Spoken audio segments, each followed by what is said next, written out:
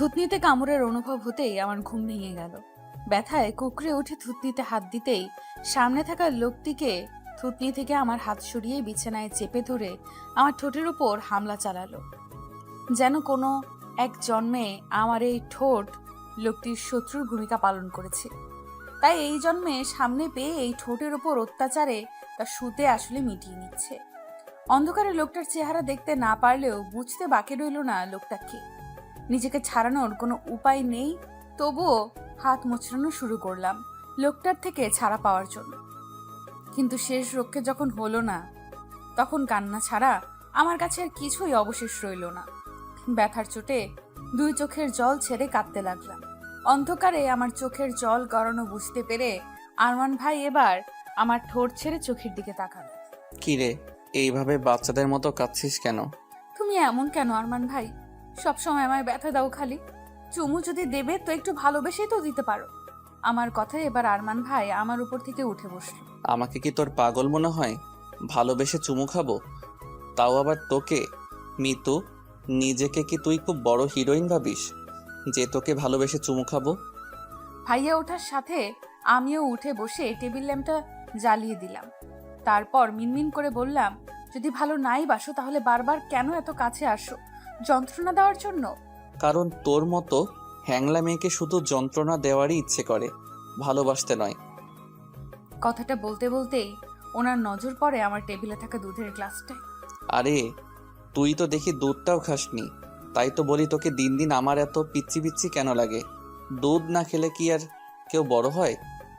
কথাটা বলে উনি দুধের গ্লাসটা নিজের হাতে নিলেন। দুধ দেখেই আমার নাক মুখ কুঁচকে এলো। আমি নাক সিটকে বললাম, ইয়াক, আমি খাই না, গন্ধ লাগে। আচ্ছা দেখি কেমন গন্ধ লাগে। বলেই আরমান ভাই ওনার হাতের আঙুলগুলো দিয়ে আমার দুই গাল খুব শক্ত করে চেপে ধরে জোর করে গ্লাসের দুধটুকু খাওয়াতে লাগলো। গ্লাসে থাকা দুধের শেষ বিন্দুটুকুও ফুরুতেই আমায় ছেড়ে দিল। ছাড়া পেয়েই আমি জোরে জোরে শ্বাস নিতে লাগলাম, সাথে বমি বমি ভাবটাও চলে এলো। ইস, কি গন্ধ, ইয়াক। ও মা, মাত্র চুমুতেই তোর এই অবস্থা? এখনো তো কিছুই করলাম না। ভাইয়ার কথার আগাগোড়া কিচ্ছু বুঝতে না পেরে তার দিকে ব্রু কুচকে তাকালাম, কিন্তু ভাইয়া আমার চাহনিকে কোনো পাত্তা না দিয়েই বিছানা ছেড়ে উঠে চলে যেতে যেতে বলল, মাঝ রাতে দরজা এইভাবে হাঁ করে রাখলে শুধু আমি কেন, যে কোনো ছেলেই নিজের কামুকতা মেটাতে তোর ঘরে চলে আসবে। কথাটা বলেই খুব জোরে দরজাটা লাগিয়ে চলে গেল। সামান্য দরজা খোলা রেখেছি বলে ভাইয়া আমার সাথে এমন করলো?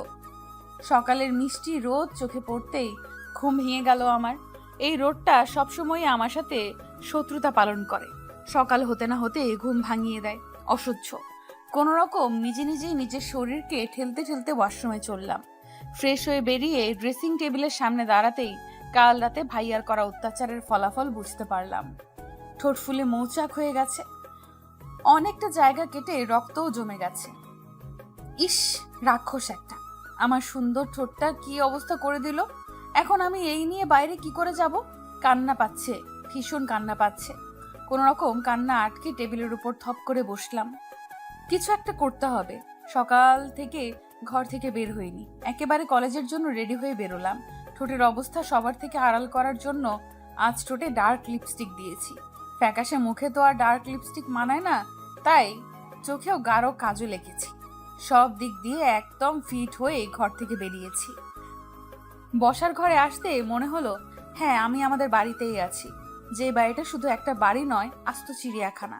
আমার বাবারা 4 ভাই, যৌথ পরিবার হওয়ায় বাড়িতে সদস্য এত এত বেশি যে যে কোনো সময় সরকারি লোক এসে গ্রেফতার করে নিয়ে যেতে পারে জনসংখ্যা বৃদ্ধির অপরাধে। আমার বড় আব্বুর ছেলে আরমান ভাই আমাদের সব কাজিনদের থেকে বড়, আর আমার থেকে প্রায় 8 বছরের বড়। তার ছোট বোন লিজা আপু আমার থেকে 5 বছরের বড়। এই মুহূর্তে সে শ্বশুর বাড়ির বাচ্চা কাচ্চা সামলাচ্ছে। আমি টেবিলের সামনে আসতেই থমকে গেলাম। সামনেই ভাইয়া খুব মনোযোগ দিয়ে পাউরুটি খাচ্ছে। ইস, প্রতিবারের মতো আজও 100 ভোল্টের ক্রাশ খেলাম। সাদা শার্টটা যেন তার সৌন্দর্য দ্বিগুণ বাড়িয়ে দিয়েছে।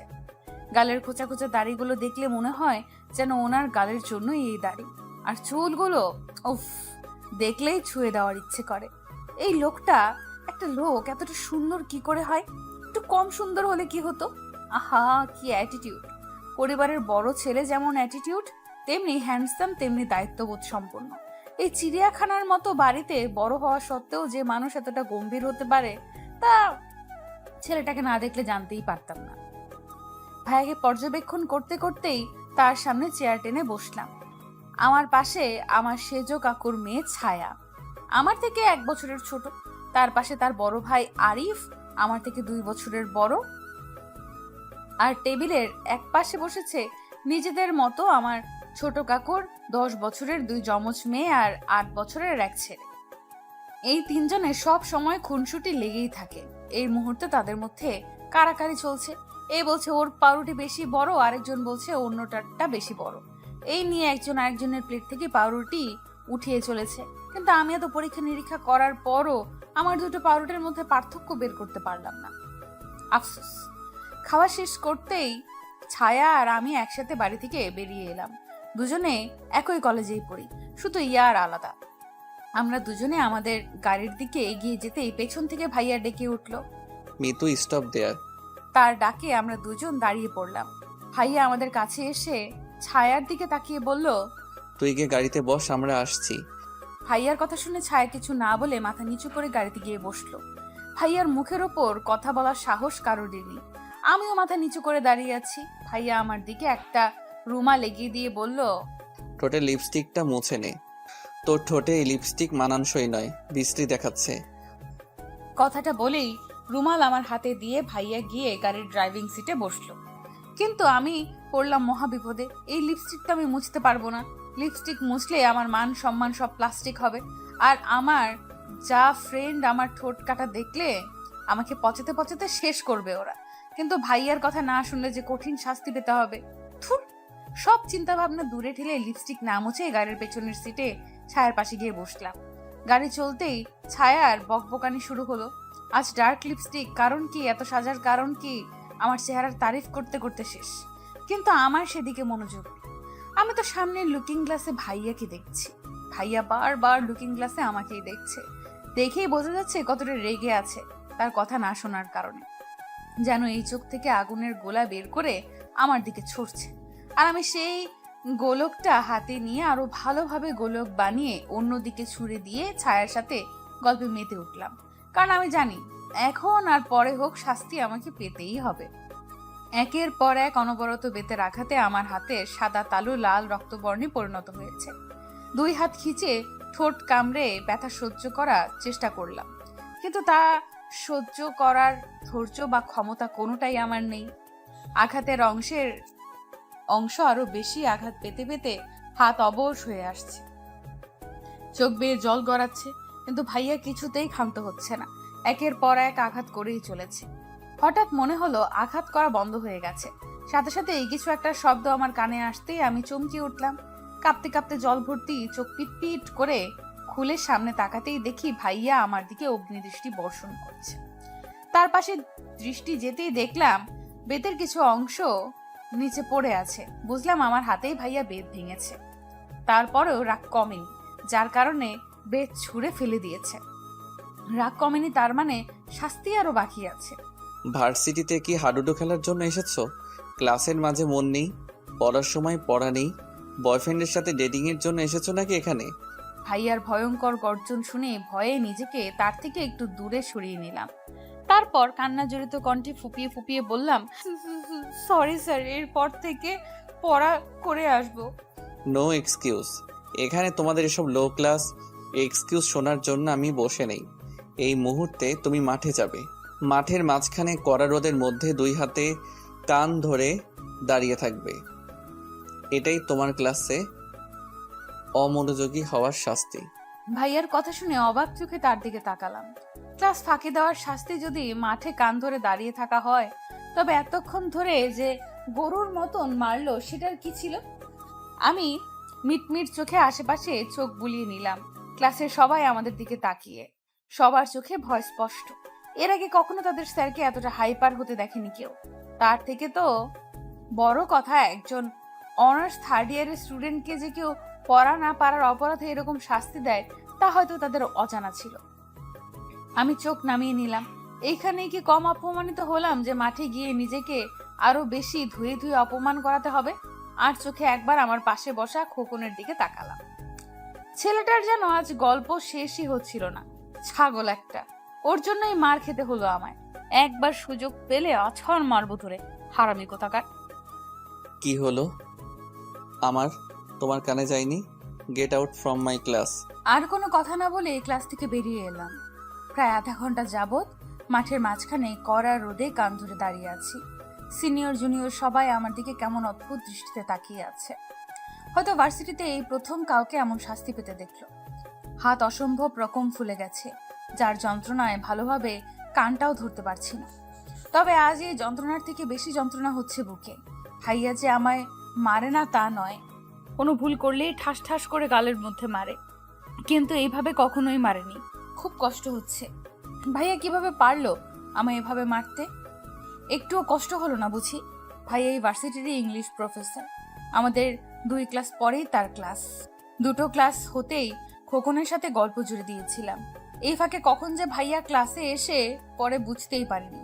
যখন বুঝলাম তখন অলরেডি ভাইয়ার দৃষ্টি আমার উপর পড়েছে। তার কিছুক্ষণ পরেই পড়ার বাহানা দিয়ে আমার কাছে এসে বেধম পেটানো শুরু করলেন। ক্লাস শেষ হয়ে গেছে।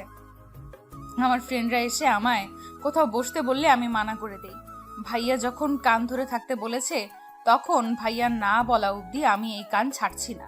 আমিও একরক্ষা টাইপের মেয়ে। দেখি কতক্ষণ আমায় এই রোদের মধ্যে দাঁড় করিয়ে রাখতে পারে। আমার কথার সাথে হার মেনে নেয় সবাই।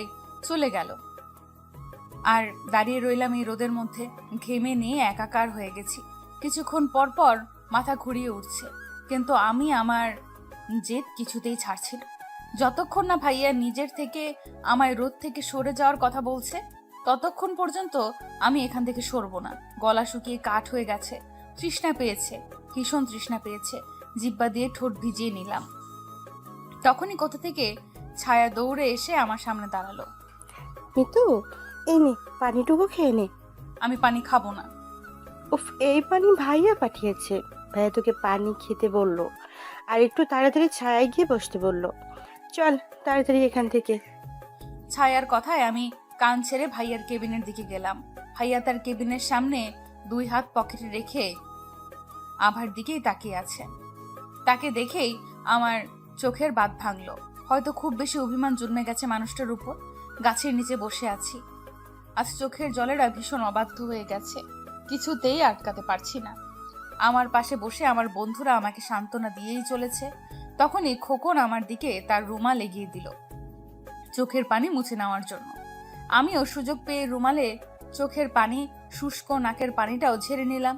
নাকটা অনেকক্ষণ ধরেই শিরশির করছিল। ছাদের এক কোণে দাঁড়িয়ে মেঘেদের লুকোচুরি খেলাটা দেখছি। কি অদ্ভুত এই আকাশ! মানুষের থেকে কত দূরে থেকেও তাদের সুখ, কষ্ট, আবেগ, অনুভূতি কত সহজেই আপন করে নিতে পারে। কত সহজে একটা মানুষ ওই আকাশটাকে নিজের থেকেও বেশি ভরসা করে ফেলে। যেই কষ্টটা সবার সাথে ভাগ করতে পারে ওই আকাশের সাথে তা ভাগ করে নেয়। আর ওই আকাশ নিঃস্বার্থভাবে সবকিছুর ভাগ নিয়ে থাকে। যেমন আজ আমার ভেতরের সকল অভিযোগ এই আকাশ একের পর এক শুনেই চলেছে। কখনো তো আরহাম ভাইয়ের প্রতি থাকা অভিযোগগুলো তাকে শোনাতে পারিনি, আজও পারিনি। তাই আজও এই অভিযোগ শোনার মতো এই আকাশ ছাড়ার কেউই নেই। 2 চোখ বন্যায় ভাসছে। আজ ভাইয়া যেভাবে এই কলেজের সবার সামনে আমার অপমান করলো, সেটা না করলেও পারত। সামান্য তার কথা মানিনি বলে এইভাবে শাস্তি দিলেন আমায়। আসলে কি এই শাস্তিটা আমার প্রাপ্য ছিল? ভাইয়া আমায় কখনো বোঝেনি, না বোঝার চেষ্টা করেছে। একবারও ভাবলো না কেন আমি তার কথাটা মানলাম না। ভাববে কেন? যখন ভালোই বাসে না তখন বুঝতে যাবে কেন? আমি পাগলের মতো তার পেছনে ছুটছি। আর ছুটবো না। খুব অভিমান জন্মেছে, খুব। কখনো কথা বলবো না তার সাথে, কখনো না। ছাদে রাতের আকাশ দেখতে দেখতে আমি নিজের ভাবনায় বিলীন ছিলাম। তখনই হঠাৎ মনে হলো আমি হাওয়ায় ভাসছি। ভয়ে আমি হাতের কাছে যাই পেলাম সেটাই খামচে ধরলাম। মুহূর্তেই হাত ব্যথাটাও নাড়া দিয়ে উঠল। নিজেকে সামলে সামনে তাকাতেই দেখি ভাইয়া। আমি ভাইয়ার কোলে। সাথে সাথে তার থেকে মুখ ফিরিয়ে নিলাম। কোনো কথাই বলবো না আজ তার সাথে। তবে আমার মুখ ফিরিয়ে নেওয়াতে আরমান ভাইয়ের কোনো হেলদোল হলো বলে মনে হয় না। সে নিজের মতো সামনে তাকিয়ে আমারকে নিয়ে আমার রুমে নিয়ে এলো। আমাকে বিছানার উপর বসিয়ে ভাইয়া আমার সামনে টুল টেনে বসে আমার দিকে তীক্ষ্ণ দৃষ্টি নিক্ষেপ করলো। আমি সেটাকে না দেখার ভান করে উঠে চলে যেতে চাইলে আরমান ভাই আমার হাত ধরে নিজের সামনে বসিয়ে নিল। আমার হাত ধরায় আমি ব্যথায় কুঁকড়ে উঠলাম, কিন্তু ভাইয়া সেদিকে ভ্রুক্ষেপ না করে আরো শক্তভাবে চেপে ধরলো আমার হাত। এবার আমার প্রাণ যায় যায় অবস্থা। কে যেন বলেছিল তোকে ভালোবাসার মানুষের দেওয়া ব্যথা যতটা গভীর হবে ভালোবাসা ততটাই গভীর হবে। তাই তো হাতে এখনো পর্যন্ত মলম লাগাসনি, তাই না? আহ ভাইয়া ছাড়ো, লাগছে আমার। কেন? ব্যথা সহ্য করার ক্ষমতা নেই? আমি এবার কোনো কথা বলার অবস্থাতেই রইলাম না, ভ্যা ভ্যা করে কেঁদে দিলাম। এই চুপ, একদম চুপ। এইসব ন্যাকামো করে তুই তোর বয়ফ্রেন্ডের কাছে সিম্প্যাথি পাবি, আমার কাছে নয়। আরমান ভাইয়ের কথা শুনে এবার আমি ব্যথা ভুলে তার দিকে ফেল দৃষ্টিতে তাকালাম। আরও আমার হাত ঝাটকা মেরে ছেড়ে দিয়ে পকেট থেকে মলম বের করে আমার দিকে এগিয়ে দিল। নে, হাতে লাগিয়ে নে এটা। লাগাবো না, লাগাবো না, লাগাবো না, শুনেছো তুমি? লাগাবো না আমি বলেই বিছানা থেকে উঠে চলে আসতে চাইলে ভাইয়া পেছন থেকে উঠে আমার হাতে হ্যাচকা টান দিতেই আমি টাল সামলাতে না পেরে ভাইয়ার বুকের উপর পড়লাম। এই সুযোগে ভাইয়া এক হাতে আমার কোমর জড়িয়ে নিজের সাথে মিশিয়ে নিল। ভাইয়ার এত কাছে আসার কারণে আমার দম বন্ধ হয়ে আসার অবস্থা। ভাইয়ার উষ্ণ শ্বাস আমার মুখের উপর পড়ছে, যা আমার ভেতরে তোলপাড় শুরু করেছে। আমি ধীরে ধীরে নিজেকে সরিয়ে নেওয়ার চেষ্টা করতেই ভাইয়া এবার আমাকে নিজের শরীরের সাথে গভীরভাবে জড়িয়ে নিল। আমি আর ভাইয়ার চোখে চোখ মেলানোর অবস্থায় রইলাম না। ভাইয়ার এত কাছে আসাতে অস্বস্তিতে আমার দম যায় যায় অবস্থা। ভাইয়া প্লিজ দূরে যাও, আমার অস্বস্তি হচ্ছে। আমি কাছে এলেই বুঝি তোর অস্বস্তি হয়। খোকন যখন তোর ক্লোজ হয় তখন অস্বস্তি হয় না? এখানে খোকন কোথা থেকে আসছে? আসছে, আসার কারণ আছে বলেই আসছে। এই মেয়ে এত বেখেয়ালি কেন তুই? কে তোর দিকে কোন নজরে তাকাচ্ছে সেটাও বুঝিস না? ভাইয়ার কথার সব কিছু আমার মাথার উপর দিয়ে গেল, যার কারণে আমি তার চোখের দিকে অবাক চোখে তাকালাম। আমার চাহনি রেখে ভাইয়া এক হাতে আমার পেছনের চুল আঁকড়ে ধরে আমার ঠোঁটের কাটা অংশে তার ঠোঁটের আলতো পরশ এঁকে দিল। ভাইয়ার স্পর্শে আমি কেঁপে উঠলাম, পুরো শরীরে যেন বিদ্যুৎ খেলে গেল। আবেশে চোখ করতেই অনুভব করলাম ভাইয়া আমার ঠোঁট নিজের দখলে নিয়ে নিয়েছে। এবার যেন আমার পুরো শরীর অবশ হয়ে আসছে। তারপরেও নিজেকে ভাইয়ার বাঁধন থেকে ছাড়ানোর জন্য তার বুকে মৃদু ধাক্কা দিচ্ছি, কিন্তু এতে করে ভাইয়া আরো বেশি আমাকে নিজের গভীরে ডুবিয়ে নিয়ে যাচ্ছে। এবার আমি আর নিজেকে ছাড়ানোর চেষ্টা করলাম না, ডুবে গেলাম তার ভালোবাসার পরশের মাঝে। যতই অভিমান করি না কেন, ভালো তো এই মানুষটাকেই বাসি। বেশ কিছুক্ষণ পর ভাইয়া আমার ঠোঁট ছেড়ে গলায় নেমে গেল। গলার নিচে আমার কালো তিলটাতে একটু জোরে কামড় বসাতে আমি ব্যথায় কুঁকড়ে উঠলাম। ভাইয়া এবার আমার গলা থেকে মুখ তুলে আমার চোখের দিকে তাকিয়ে মাতাল করা কণ্ঠে বলল, আমি চাই না আমার জিনিসে অন্য কারো বাজে নজর পড়ুক। নিজের জন্য নয়, আমার জন্যও তো নিজের খেয়াল রাখতে পারিস। ভাইয়ার কথা শুনে আমার বুক ধুকধুক করে উঠল। এই প্রথম ভাইয়া আমায় নিজের বলে সম্বোধন করলো। ভালোবাসো আমায়? কথাটা বলে ভাইয়ার চোখে তাকালাম উত্তর খোঁজার চেষ্টায়, কিন্তু আরমান ভাই আমার সব চেষ্টায় জল ঢেলে আমায় বিছানার উপর ছুঁড়ে ফেলে বলল, বয়স কত তোর? এই বয়সেই প্রেম প্রীতির কথা ভাবিস, লজ্জা করে না? আগে বড় হয়ে নে, তারপর না হয় এসব কথা বলতে আসিস। আর তার আগে হাতে মলমটা লাগিয়ে নে। এইটাও তুমি নিজেই লাগিয়ে দেবে না? মারার সময় তো নিজের হাতেই মেরেছিলে। চাকর নই তোর যে মলম লাগিয়ে দিব। ইচ্ছে হলে মলম লাগা, না হলে ছুঁড়ে ফেলে দে, ডাফার কোথাকার। কথাটা বলে গটগট করে রুম থেকে বেরিয়ে গেল আরমান ভাই। আমি অবাকের চরম সীমায়। কি এমন বললাম যার কারণে এত রাগ দেখালো? তবে যাই হোক, ভাইয়া আমায় এটা বলেনি যে ও আমায় ভালোবাসে না, বলেছে আমার বয়স হয়নি। কিন্তু আমি তো 18+, আর কত বড় হতে হবে আমায়? আর যদি প্রেম করারই বয়স হয়নি, তাহলে ও যে আমায় এইভাবে যখন তখন চুমু খায় সেটার বয়স হয়েছে আমার? থুর বাবা, যতই ভাবছি ততই কনফিউশন। আর ভাববো না, তাতে যা হয় হোক, আমার কি? আমি তো জানি আরমান ভাই আমায় কতটা ভালোবাসে, শুধু সেটা মুখে স্বীকার করে না। আর আমি তো তার মুখ থেকে শোনার জন্য পাগল হয়ে আছি। ইস, যখন ভাইয়া আমায় ভালোবাসি বলবে তখন আমার অনুভূতিটা কেমন হবে ভাবতেই গা শিরশির করে উঠছে। উফ। সকাল হতেই আমি আরমান ভাইয়ের ঘরে উকি মারা শুরু করলাম। একটু দেখে তো নেই কি করছে এই লোকটা। তার ঘরের দরজা খুলে মাথা ভেতরে নিয়ে উকি মারলাম, কিন্তু এ কি? আরমান ভাই কোথায়? পুরো রুমে কোথাও নেই। হতাশ হয়ে যখন চলে আসবো তখনই দেখলাম ভাইয়া ওয়াশরুম থেকে বেরিয়ে এলো। হাতের টাওয়ালটা দিয়ে মাথার চুলগুলো ঝাড়ছে। খালি বুক, একটা কাঁচা হলুদ গ্যাবার্ডিং প্যান্টে পরা অবস্থায় রয়েছে। ইস, গোসল করার পর এই লোকটাকে বুঝি এত সুন্দর লাগে। আমি তো জানতাম এই সৌন্দর্যটা শুধু মেয়েদের জন্য, কিন্তু আজ আরমান ভাইকে দেখে সেটা ভুলটাও ভেঙে গেল। ভাইয়ার মাসালওয়ালা বডি, ইচ্ছে করছে একটু ছুঁয়ে দেখি। এই আমার স্বপ্ন নয় তো, একমাত্র স্বপ্নের রাজকুমারী এতটা সুন্দর হতে পারে। ভাইয়া ওয়াশরুম থেকে বেরিয়ে কাবার্ডে এগোতেই আমার মাথায় দুষ্টু বুদ্ধি খেলে গেল। আমি কাবার্ড খুলতেই আমি তার হাতে নিজে গিয়ে সোজা তার সামনে দাঁড়ালাম। সামনে আরমান ভাই, পেছনে খোলা কাবার্ড আর দুই দিকে ওনার হাত। আমাকে তার বন্দিনী করে রেখেছে। নিজেকে তার বন্দিনী করতে পেরে সত্যিই আজ নিজের প্রতি ভীষণ গর্বিত অনুভব হচ্ছে। তুই কেন, অন্য কারো আসার কথা ছিল বুঝি? আমার কথা শুনে আরমান ভাই চোখ মুখ শক্ত করে আমার দিকে এক কদম এগিয়ে বলল, তুই আমার ঘরে কি করছিস? এই কথায় কথায় এরকম আমার কাছে আসার বাহানা একদম খুঁজবে না বলে দিচ্ছি। আমার কথায় ভাইয়া ব্রু কুচকে আরো বেশি কুচকে গেল। তুমি আমার অনেক ক্ষতি করেছো। আচ্ছা, কি কি ক্ষতি করেছি শুনি? তাতে দাঁত চেপে কথাটা বলতেই আমি আমার ঠোঁট, গলা আর হাত দেখিয়ে বললাম, দেখো কত কত জায়গায় ক্ষত করেছো তুমি আমার। ভীষণ ব্যথা হচ্ছে আমার, আর তাই আমাকে ব্যথা দেওয়ার অপরাধে আজ পানিশমেন্ট পেতেই হবে। What punishment? তাও আবার আমি? হ্যাঁ তুমি। একটু দূরে গিয়ে দাঁড়াও। আরমান ভাইয়ের বুকে এক আঙুল রেখে তাকে একটু দূরে সরিয়ে দিয়ে আমি উল্টো ঘুরে কাবার্ডের কাপড় এদিক ওদিক করা শুরু করলাম। কি করছিস কি মিতো তুই? আমার কাপড় চোপড় এইভাবে অগোছালো করছিস কেন? আমি ভাইয়ার কথায় কান না দিয়ে কাপড় অগোছালো করতে ব্যস্ত হয়ে রইলাম। প্রায় বেশ কিছুক্ষণ খোঁজার পর আমি একটা ফ্যাকাশে রঙের শার্ট হাতে ভাইয়ের দিকে ঘুরে দাঁড়ালাম। আজ এই শার্টটা পরেই তুমি ভার্সিটিতে যাবে, আমার পছন্দের রং। তুই কোন জাতের চোখ নিয়ে ঘোরাফেরা করিস? এটাও কারো পছন্দের রং কি করে হতে পারে? আমি কিছু জানি না, তুমি এটা পরবে মানে এটাই পরবে। ইম্পসিবল, আমি এটা পড়ছি না, সর আমার সামনে থেকে। আচ্ছা, কি করে না পড়ো আমিও দেখি। বলেই কাবার্ডের লকে লেগে থাকা চাবিটা ঘুরিয়ে কাবার্ড লক করে চাবি খুলে হাতে নিয়ে আরমান ভাইয়ের সামনে থেকে সরে এলাম। এবার আপনি কি করবেন? এই শার্ট ছাড়া আপনার কাছে আর কোনো উপায়ও নেই। মিতো, খুব বাড়াবাড়ি করছিস কিন্তু, চাবি দে আমাকে। না, দেব না। মিতু, স্টপ দেয়ার।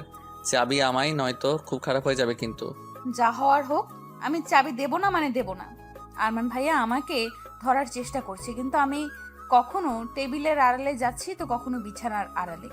আমি জানি এই ঘরে থাকলে আমায় ধরা পড়তেই হবে, তাই আমি সুযোগ বুঝে ঘর থেকে বের হওয়ার জন্য দরজার দিকে পা বাড়াতেই কেউ পেছন থেকে আমার হাতে হ্যাচকা টানে সোজা পাশের দেওয়ালে চেপে ধরলো।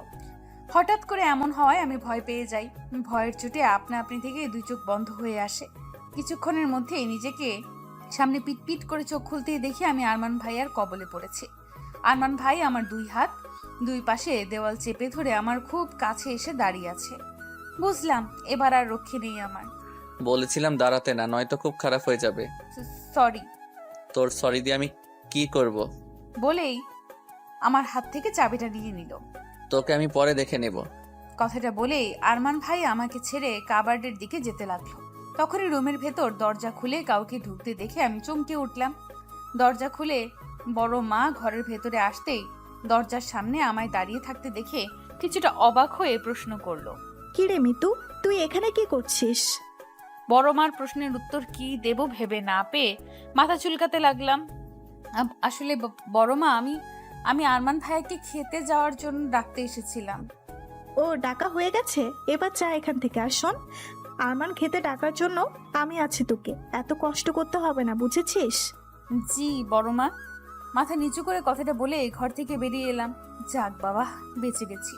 তবে ছোটবেলায় একটা জিনিস খুব ভালোভাবেই লক্ষ্য করেছি আমি, কেন জানি বড় মা সবসময় আমায় এড়িয়ে চলে, বেশি কথাই বলে না। আর যদিও একটু একটু কথা, তাও সবসময় খিচখিচ করে। ফুর, এইসব কথা আমি কেন ভাবছি? বড় মার স্বভাবই তো খিচখিচ করা, সবার সাথেই করে। তবে আমার টেনশন হচ্ছে আরমান ভাইকে নিয়ে। ভাইয়া আজকেও ভার্সিটিতে টিপটপ হয়ে যাবে, আর ভার্সিটির মেয়েরা চকলেটের মতো চিবিয়ে চিবিয়ে খাবে। ফুর, অসহ্য। ভার্সিটির জন্য রেডি হয়ে বসার ঘরে আসতে আমার চোখ ছানা বড়া। এ কি দেখছি আমি?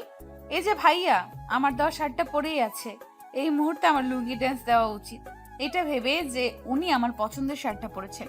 সেটা যতই খারাপ হোক না কেন, কিন্তু এই মুহূর্তে আমার রাগ হচ্ছে, ভীষণ রাগ হচ্ছে।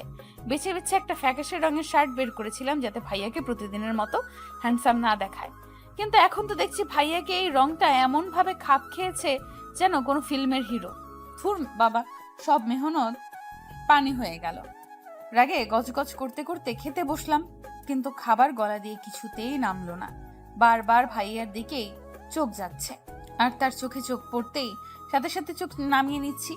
খাওয়া শেষ হতেই ভাইয়া বেরিয়ে গেল, তার পিছু পিছু আমি আর ছায়াও বেরোলাম।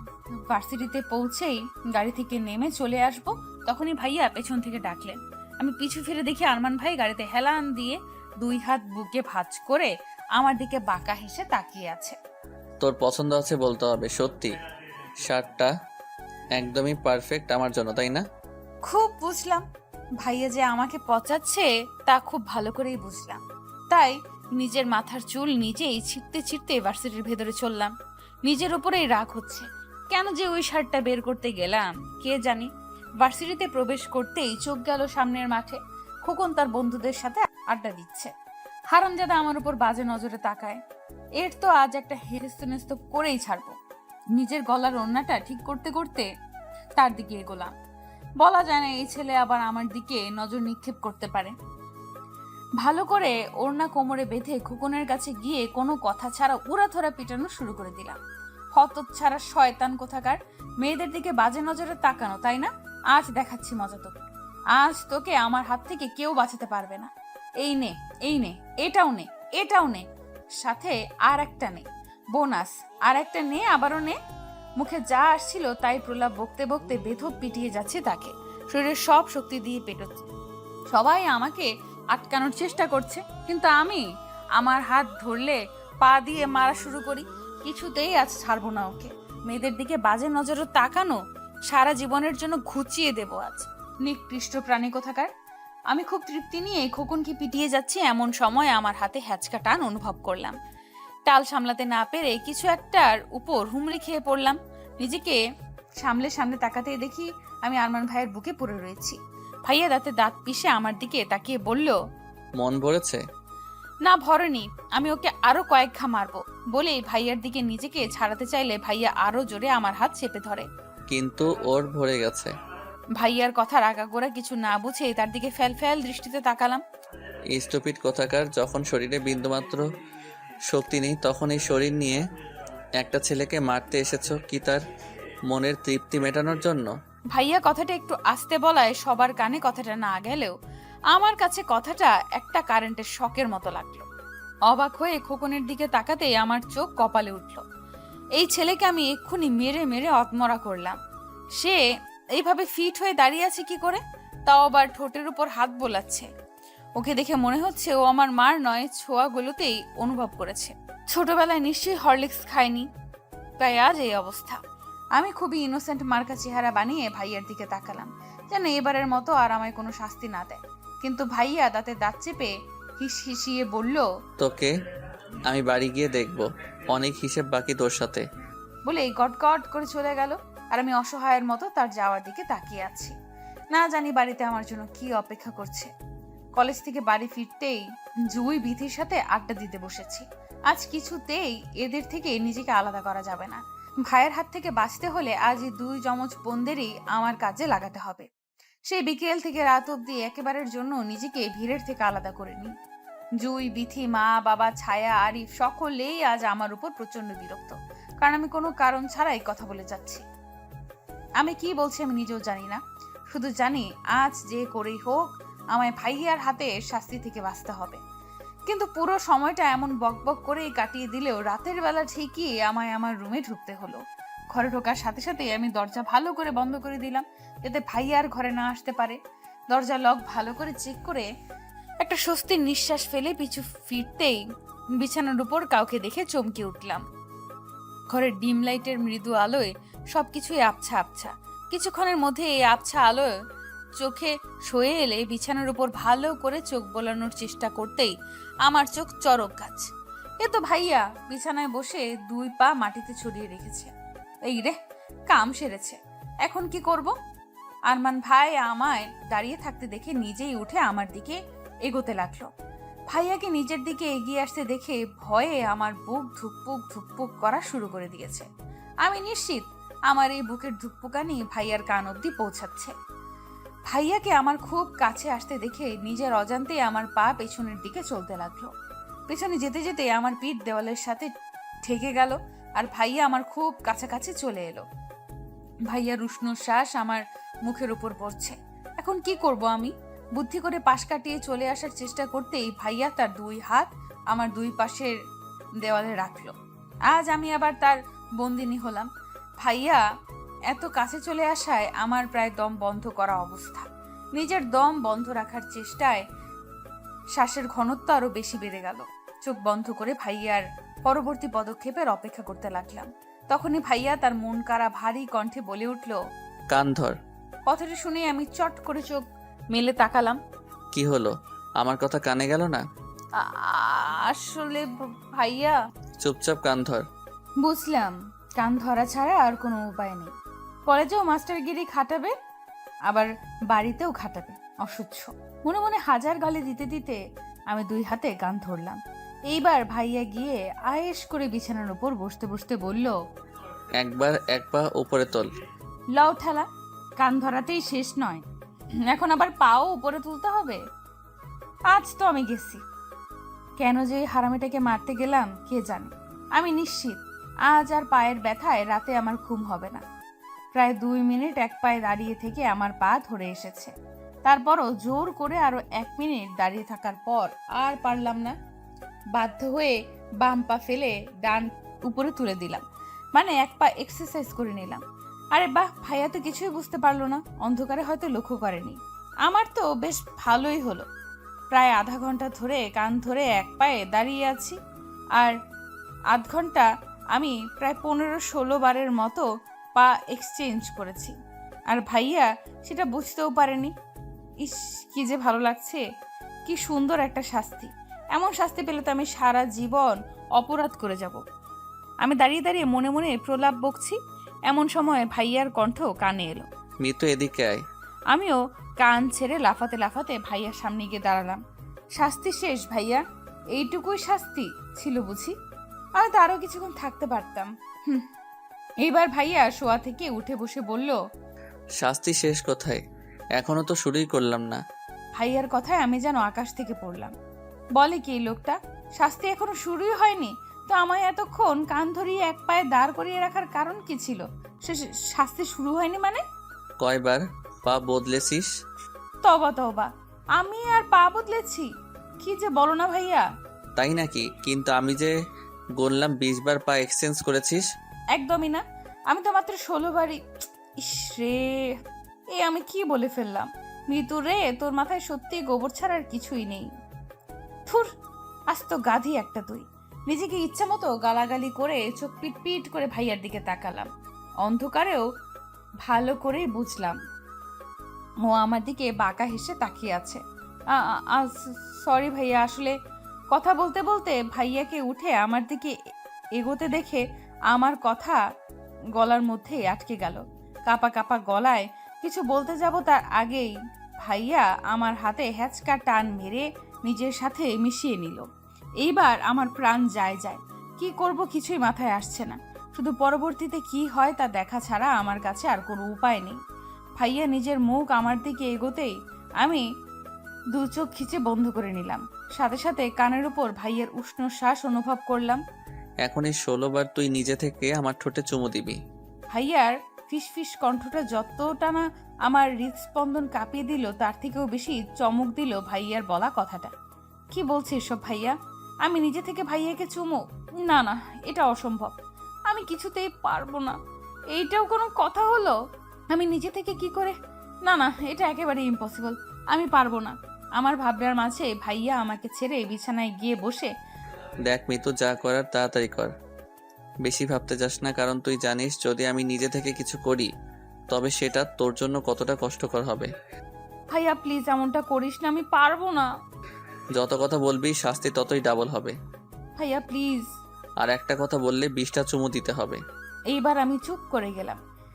জানি ভাইয়ার সাথে কথা বলে কোনো লাভ নেই, সে আমাকেই তার ক্ষুগান্তর দিতে হবে।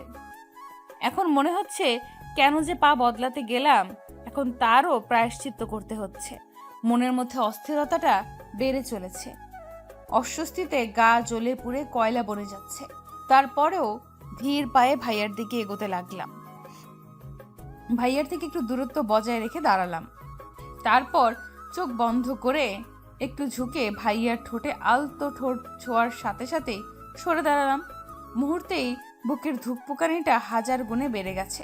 চোখ বন্ধ করে জোরে জোরে শ্বাস নিয়ে নিজেকে শান্ত করে আবার তার ঠোঁটের দিকে এগোলাম। এবার আর কি চুমু দিয়ে সরে এলাম না, নিজেকে শক্ত করে আরো একটা চুমু দিলাম। ধীরে ধীরে মনের সংকোচ বোধটা কাটতে লাগলো। খুব সহজভাবেই যখন একে অপরকে চুমু দিতে লাগলাম, ঠিক তখনই আরমান ভাই আমার পেছনের চুল আঁকড়ে ধরে আমায় বিছানায় শুইয়ে দিয়ে নিজেও আমার উপর রাতশোয়া হয়ে আমার ঠোঁট নিজের দখলে নিয়ে নিল। ভাইয়াকে আটকানোর চেষ্টা করলে ভাইয়া এক হাতে আমার হাত বিছানায় চেপে ধরলো। এবার আমি বেকাবু হয়ে পড়লাম, আর ভাইয়া নিজের মতো করে আমার ঠোঁটের উপর তার শাসন চালাতে লাগলো। ভাইয়া যখন তার নেশাগ্রস্ত, তখনই দরজায় কেউ একটা নক করলো। দরজায় ধাক্কানোর শব্দে আমি চমকে উঠলাম। নিজেকে ভাইয়ার কবল থেকে ছাড়ানোর চেষ্টা করছি, কিন্তু ভাইয়ার তাতে কোনো ভ্রুক্ষেপ হচ্ছে বলে মনে হচ্ছে না। যেন দরজা ধাক্কানোর শব্দ তার কান অব্দি পৌঁছাচ্ছেই না। এইদিকে দরজা ধাক্কানোটাও ক্রমাগত বেড়েই চলেছে। এবার মনে হচ্ছে আমি কেঁদেই দিব। কিরকম একটা অবস্থায় পড়লাম আমি। একদিকে আরমান ভাই, অন্যদিকে দরজার পেছনে আগন্তুক। না জানি দরজার পেছনে কে দাঁড়িয়ে আছে, আর যদি সে আমাকে আর ভাইয়াকে এক ঘরে দেখে নেয় তাহলে কেলেঙ্কারিটাই না হবে। বেশ কিছুক্ষণ পরে ভাইয়া আমায় ছেড়ে উঠে বসলেন, আর আমি ছাড়া পাওয়ার সাথে সাথে এক লাফে উঠে দাঁড়ালাম। দরজায় ধাক্কা ক্রমাগত বেড়েই চলেছে। একটা বড় সড়ো ঢোক গিলে ভাইয়ার দিকে অসহায় দৃষ্টিতে তাকালাম। এখন কি হবে? কেউ যদি এত রাতে আপনাকে আমার ঘরে দেখে তাহলে সর্বনাশ হয়ে যাবে। আমি কথাটা যতটা দুশ্চিন্তার সহিত বললাম, ভাইয়া ততটা দুশ্চিন্ত হলো বলে মনে হলো না। খুব আরাম করে পেছনে 2 হাতে ভর করে বসে আয়েশি কণ্ঠে বলল, সো হোয়াট, সর্বনাশ হবে তোর হবে, আমার কি? আমি তো ছেলে মানুষ না, এটা ওটা বলে কাটিয়ে দেব। তবে তোর কি অবস্থা হবে সেটা তুই ভাব। ভাইয়ার কথা শুনে এবার আমার রাগ হলো, প্রচন্ড রকমের রাগ হলো। একটা মানুষ এতটা নিষ্ঠুর স্বার্থপর কি করে হতে পারে? খারাপ, খুবই খারাপ লোক একটা। কেন যে এর ভালোবাসায় হাবুডুবু খেলাম কে জানে। এখন মাছ দরিয়ায় পড়ে পস্তাচ্ছি তো। একদম ঠিক আছে, আমি এটাই ডিজার্ভ করি। আমার মতো মেয়ে এমনটাই ডিজার্ভ করে। কাজিনকে ভালোবাসবে তাই না? বাস এখন ভালো করে বাস। আমার কান্না পাচ্ছে, ভীষণ কান্না পাচ্ছে। কেঁদে কেঁদে বন্যা বইয়ে দেওয়ার ইচ্ছে করছে। সবকিছু ভাসিয়ে নিয়ে যাকেই বন্যা। পৃথিবীর কোনো কিছুই যেন বাদ না থাকে। আমি এই পৃথিবীর সব কিছু নির্দয়, পাষাণ, স্বার্থপর। আমার ভাবনার বিচ্ছেদ ঘটিয়ে আবারও দরজায় ধাক্কার গতি বেড়ে গেল। এমনভাবে ধাক্কাচ্ছে যেন এক্ষুনি দরজাটা ভেঙে ফেলবে। কোনো উপায় না পেয়ে বাধ্য হয়ে গুটি গুটি পায়ে এগিয়ে গেলাম দরজার দিকে। দরজাটা খুলতেই হুড়মুড় করে বড় মা ঘরের ভেতর ঢুকে এলো। বড় মাকে দেখে ভয়ে আমার বুকের স্পন্দন থমকে গেল। এখন কি হবে? বড় মা তো ভাইয়াকে দেখে ফেলবে। কথাটা ভাবতেই বিছানার দিকে চোখ যেতেই আরমান ভাই ওখানে নেই। ওমা, গেল কই লোকটা? এক্ষুনি তো এখানে ছিল, ভ্যানিশ ট্যানিশ হয়ে গেল নাকি? তবে যাই হোক না কেন, আমি তো এই যাত্রায় বেঁচে গেলাম, এটাই ঢের বাবা। একটা স্বস্তির নিঃশ্বাস ফেলে বড় মার দিকে তাকাতে বড় মা আমার দিকে তীক্ষ্ণ দৃষ্টিতে তাকিয়ে বলে উঠল, এতক্ষণ ধরে কি করছিলি? দরজা খুলছিলি না কেন? আসলে বড় মা, খুব ঘুম পেয়েছিল তাই ঘুমিয়ে পড়েছিলাম। তুমি যে দরজায় ধাক্কা দিচ্ছ আমি তো বলতেই পারবো না। তাই নাকি? তা এমন কি মরার ঘুম ঘুমাচ্ছিলি যে এত ঢাকানোর পরেও তোর ঘুম ভাঙেনি? এসব কথা বাদ দাও না, তুমি বলো এত রাতে তুমি আমার ঘরে কি করছো? মিনমিন করে কথাটা বলতেই বড় মা গর্জন করে উঠল। আরমান কোথায় বলতে পারবি? কথাটা শুনেই আমি চমকে উঠলাম। বড় মা এদিক ওদিক নজর দিচ্ছেন। আরমান ভাই কোথায় আমি কি করে বলবো? আমি তো ঘুমিয়েছিলাম না। কেন, কি হয়েছে? না কিছু না, আরমান ওর ঘরে নেই তাই ভাবলাম এখানে এসেছি কিনা। তুই ঘুমো, আমি যাই। কথাটা বলেই বড় মা ঘর থেকে বেরিয়ে গেল। আমি সাথে সাথে দরজাটা লাগিয়ে ঘরের লাইট জ্বালিয়ে দিলাম। খাটের তলা, টেবিলের তলা, বাথরুম, আলমারির পেছনে সব জায়গায় খুঁজেও ভাইয়াকে কোথাও খুঁজে পেলাম না। গেল কোথায় লোকটা? ঘরের এদিক ওদিক দেখতে দেখতে বারান্দায় আসতে দেখি ভাইয়া আমার বারান্দার নিচে দাঁড়িয়ে আমার দিকে তাকিয়ে আছে। তার মানে ভাইয়া পাইপ বেয়ে নিচে নেমে গেছে। আমাকে এক নজর দেখেই ও সেখান থেকে চলে গেল। বুঝলাম ভাইয়া এবার সদর দরজা দিয়ে বাড়ির ভেতরে ঢুকবে। বুকের উপর এক হাত রেখে একটা স্বস্তির নিঃশ্বাস ছাড়লাম। খুব বড় বাঁচা বেঁচে গেছি আজ। নিজের ঘরে এসে ড্রেসিং টেবিলে নিজের প্রতিচ্ছবির উপরেই নজর পড়লো আমার। আমি এক পা দুপা করে আয়নার সামনে দাঁড়ালাম। আমি যে আহামরি সুন্দরী তা তো নয়, গায়ের রং একটু চাপা, শুধু একটু না অনেকটাই চাপা। তারপরও আরমান ভাই আমায় কতটা ভালোবাসে। শুনেছি ভালোবাসার মানুষের অনুভূতি নাকি চোখ দেখেই বোঝা যায়। আমিও বুঝেছি আরমান ভাইয়ের চোখে আমার জন্য ভালোবাসা দেখেছি। আর এই অনুভূতিটা সেই ছোটবেলা থেকেই দেখে এসেছি। কিন্তু আমি যে তার মুখ থেকে শোনার জন্য ছটফট করছি। আমার অস্থিরতাটা কি ভাইয়া বোঝে না? আরমান ভাই যেদিন আমায় নিজের মুখে ভালোবাসার কথা বলবে, সেই দিন আমার কিরকম অনুভূতি হবে সেটা ভাবতেই আমার পেটে সুরসুরি শুরু হয়ে যায়। ইস, তখনকার অনুভূতিটা কি সুন্দর হবে, তাই না?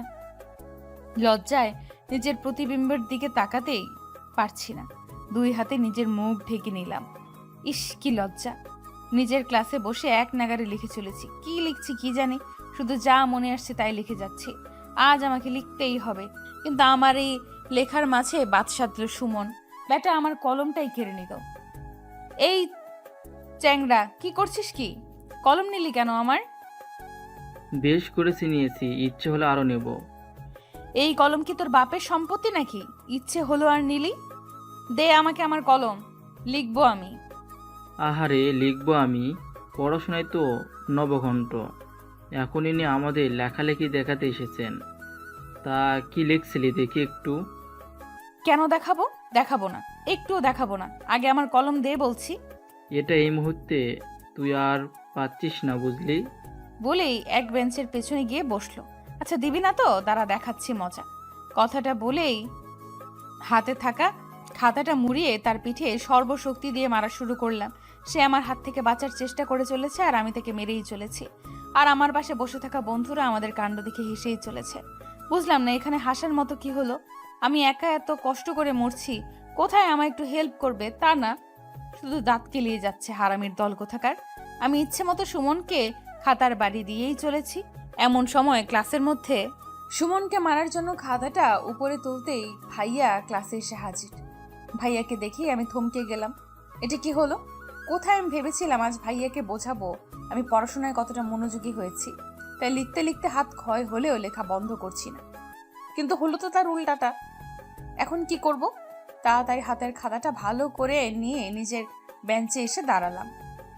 ভাইয়াকে দেখে সবাই অলরেডি দাঁড়িয়ে গেছে, কিন্তু ভাইয়া দরজার কাছে এসে আমাকে ওইভাবে দেখে কিছুক্ষণ থমকে রইল। তারপর কোনো কথা ছাড়াই রুম থেকে বেরিয়ে গেলেন। ভাইয়ার এমন কাজে সবাই হতবাক। আমি বেঞ্চ থেকে সরে জানালা দিয়ে দেখার চেষ্টা করলাম ভাইয়া বাইরে কি করছে। গ্রিলওয়ালা জানালা ভেদ করে দেখলাম ভাইয়া দুই হাত কোমরে রেখে জোরে জোরে শ্বাস নিচ্ছে আর এদিক ওদিক তাকাচ্ছে। বুঝলাম ভাইয়া নিজের রাগ সংবরণ করার চেষ্টা করছে। তার মানে আজও কি আর আমার নিস্তার নেই? আজও কি তাহলে আমায় মার খেতে হবে?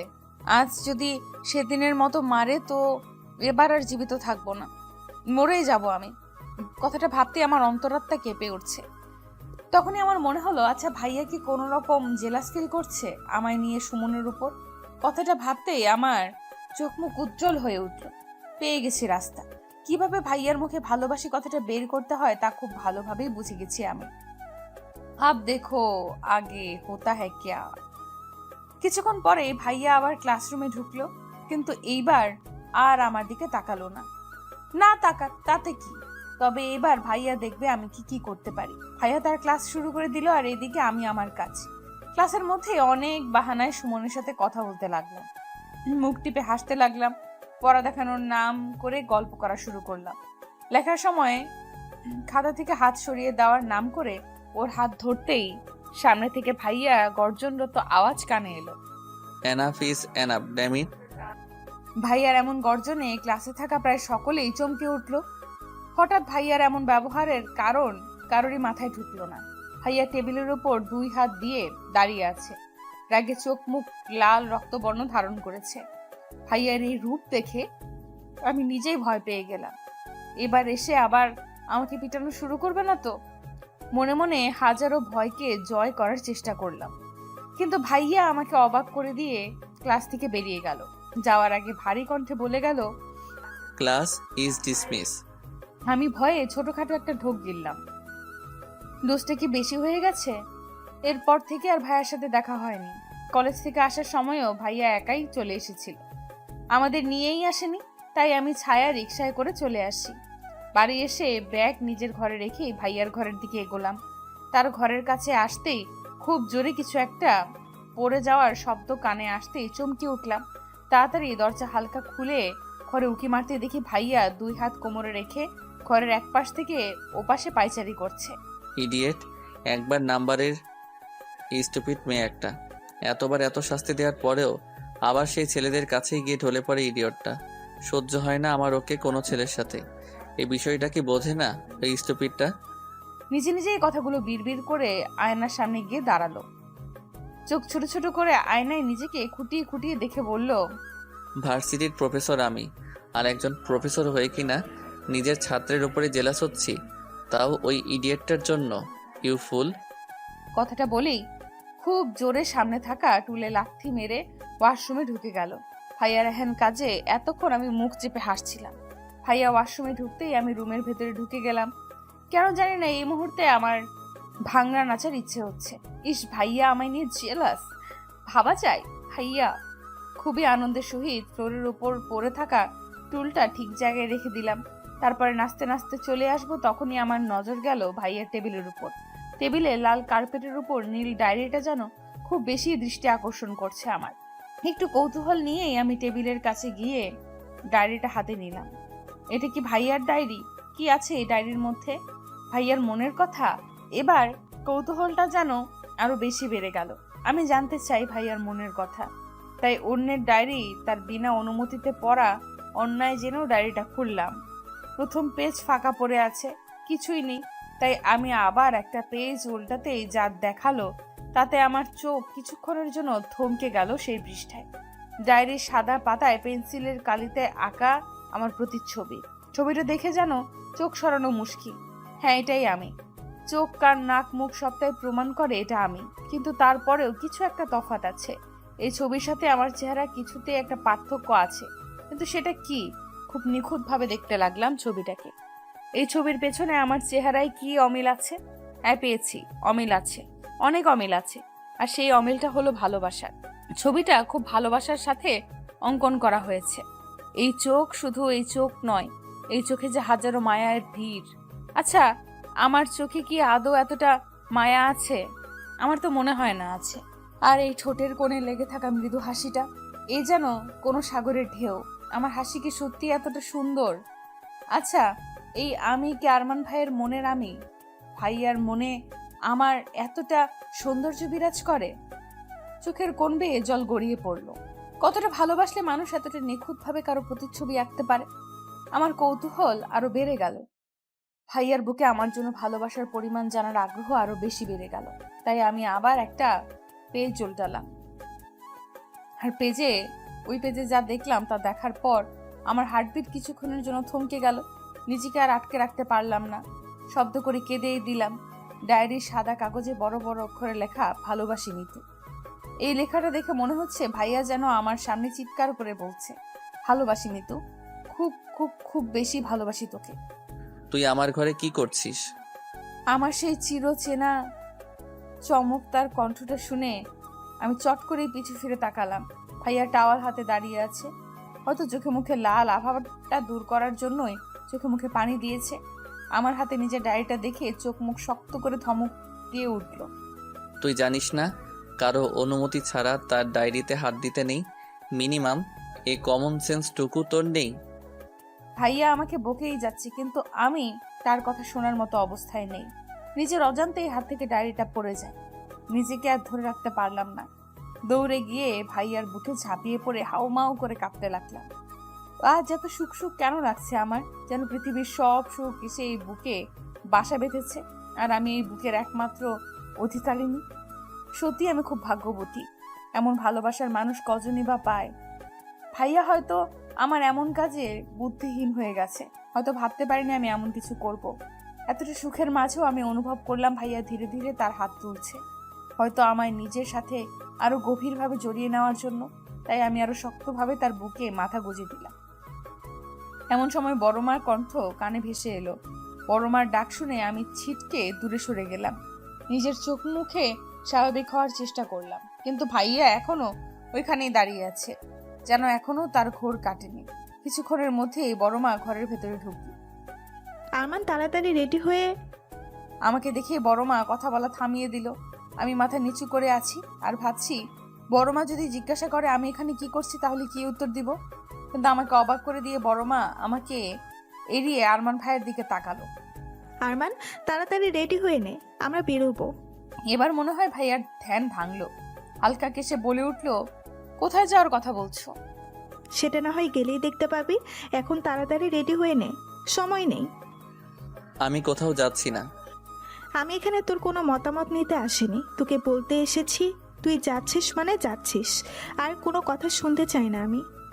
বলে বড়মা ঘর থেকে বেরিয়ে যেতেই ভাইয়া পা দিয়ে খুব জোরে বেডে লাথি মেরে চোখ মুখ শক্ত করে আমার দিকে তাকালো।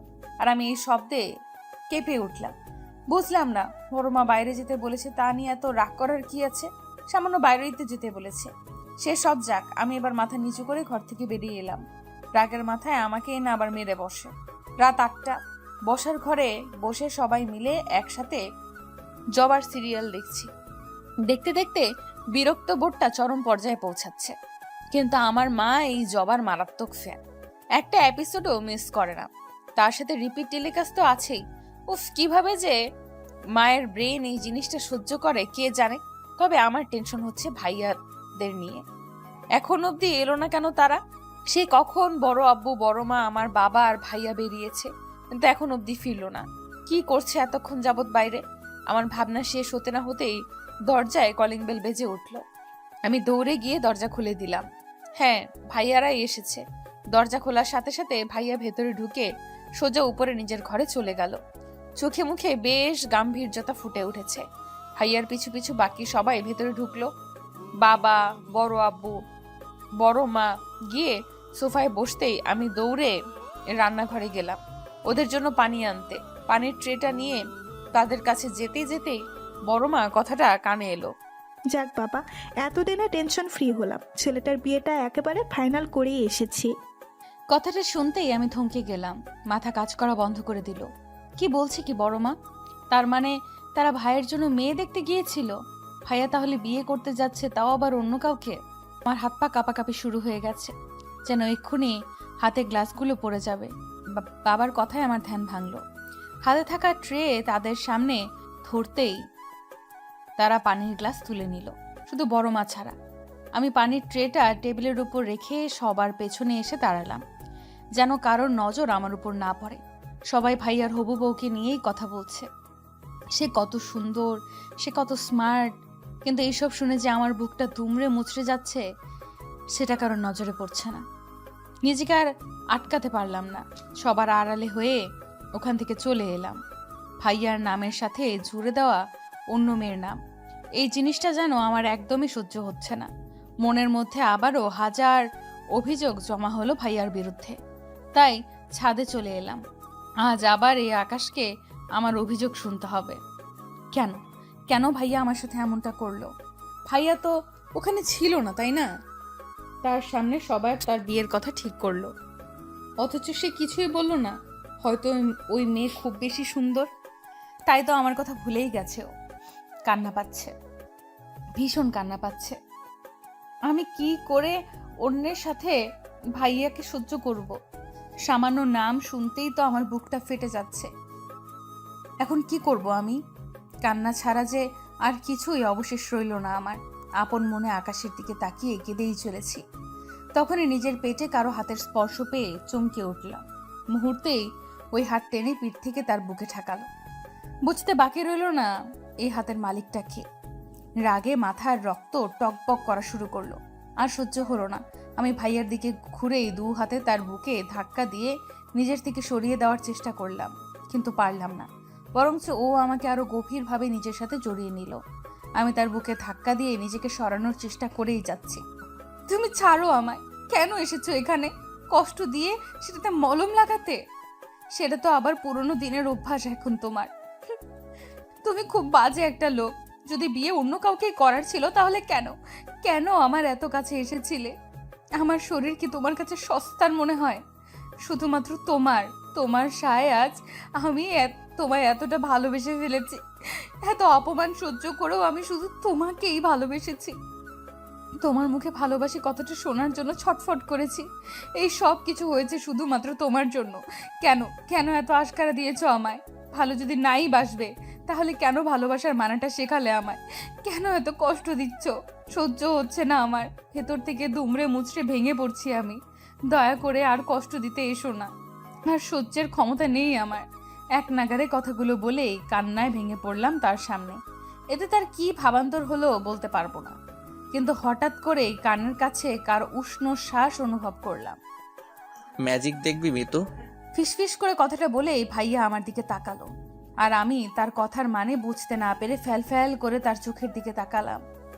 এটা কি মজা করার সময় যে ও আমায় এখন ম্যাজিক দেখাতে চাইছে? আমি কি বাচ্চা মেয়ে নাকি যে ম্যাজিক দেখেই আমি সব কষ্ট ভুলে যাব? এইসব ভাবনার মাঝেই আমি অনুভব করলাম আমি হাওয়ায় ভাসছি। ভালো করে খেয়াল করে দেখলাম ভাইয়া আমায় কোলে তুলে নিয়েছে। কি করতে চাইছে কি ভাইয়া? কিছুই তো বুঝতে পারছি না। বসার ঘরে বসে থাকা সকলে আমাদের দিকে অবাক চোখে তাকিয়ে আছে। সকলের এমন চাহনি আমায় বেশ অস্বস্তিতে ফেলছে, যার কারণে আমি বারবার নিচু গলায় ভাইয়াকে আমায় নামাতে বলছি, কিন্তু ভাইয়ার তাতে কোনো হেলদোল হচ্ছে না।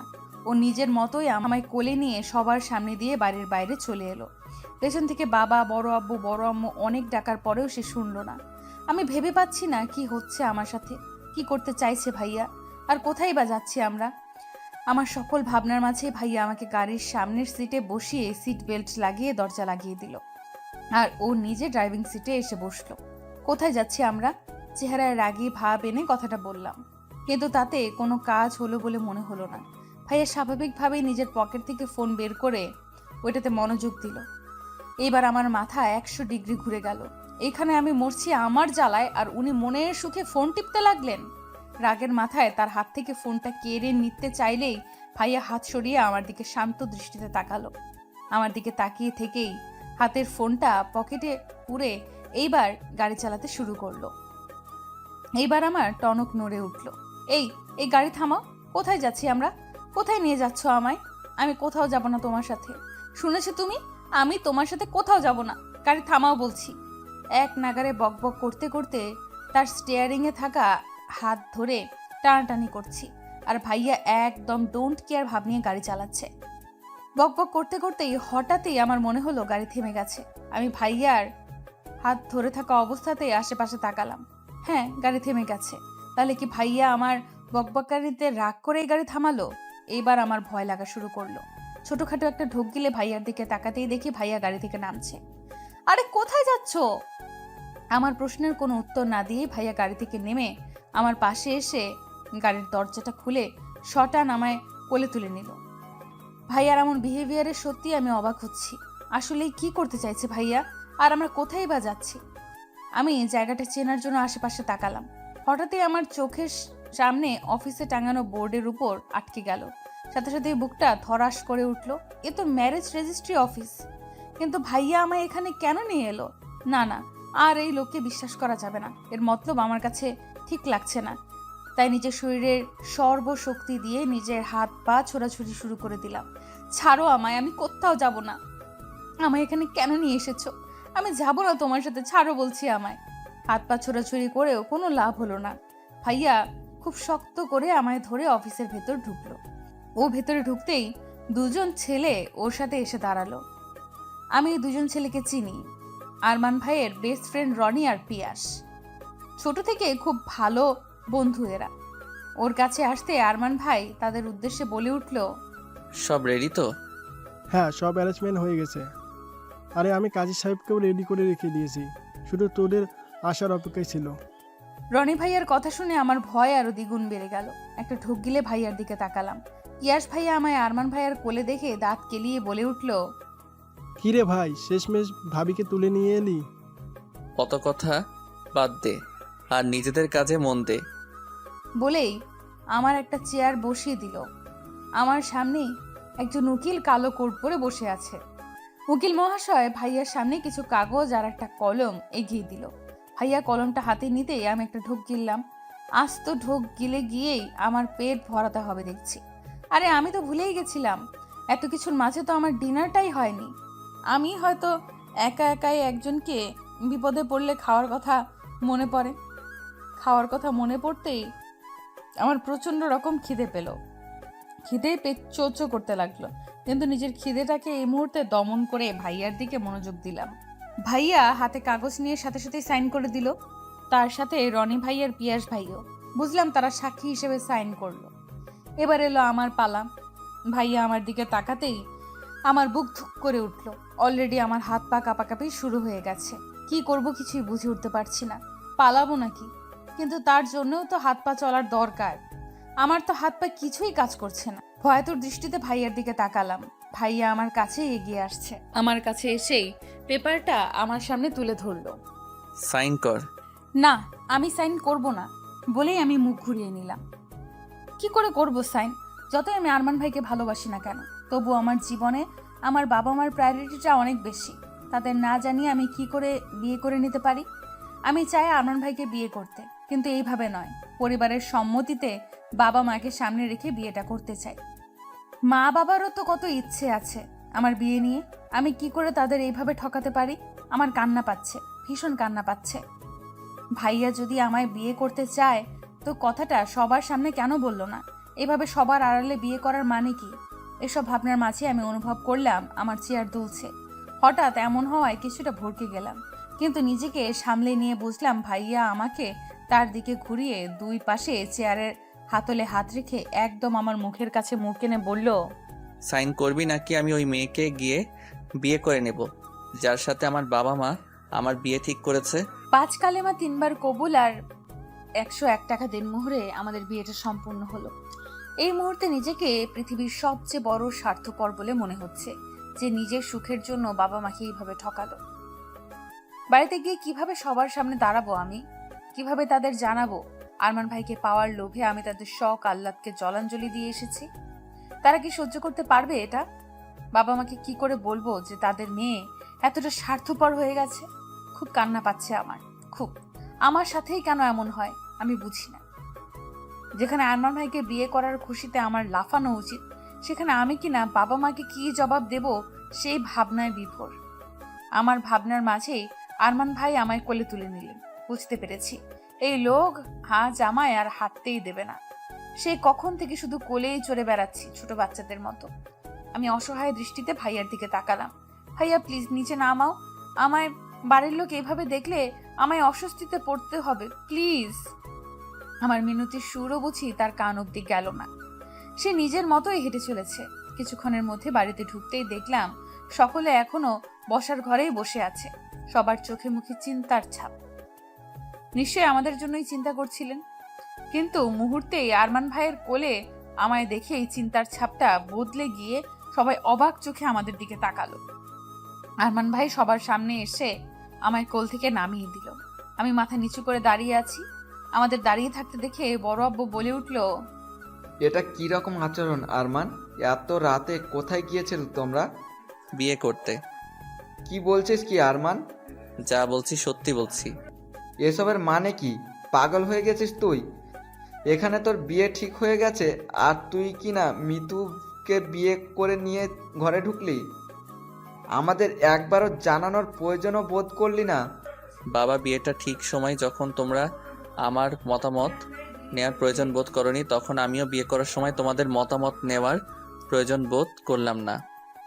আরমান ভাইয়ের এই কথার মাঝেই মা আমার সামনে এসে দাঁড়ালো। এসব কি শুনছি কি মিতু? তুই এতটা নিচে নেমে গেলি?